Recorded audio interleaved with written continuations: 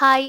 இந்த வீடியோ என்னோட Bengaluru to Chennai travel vlog video தான். நான் கேஎஸ்ஆர் ரயில்வே ஸ்டேஷன்ல தான் ட்ரெயின் புக் பண்ணியிருந்தேன். ரயில்வே ஸ்டேஷன் போறதுக்கு சீதாராம் பாளையாலருந்து மெட்ரோ எடுத்துட்டேன். இங்கேருந்து கேஎஸ்ஆர் மெட்ரோ ஸ்டேஷனுக்கு கிட்டத்தட்ட ஒரு 1 ஹவர் ஆகும். நான் Bengaluru to Chennai double decker ட்ரெயின்ல தான் புக் பண்ணியிருந்தேன். ஃபர்ஸ்ட் டைம் நான் அந்த ட்ரெயின்ல டிராவல் பண்ண போறேன். ரயில்வே ஸ்டேஷன் ரீச் ஆனதும் என்னோட பிளாட்ஃபார்ம் நம்பர் பார்த்துட்டு கடகடன்னு என்னோட பிளாட்ஃபார்ம்க்கு இறங்கிட்டேன். இந்த ட்ரெயின் 1:30க்கு பெங்களூர்லேருந்து கிளம்பும். நான் 1க்குலாம் ரயில்வே ஸ்டேஷன் வந்துட்டேன்.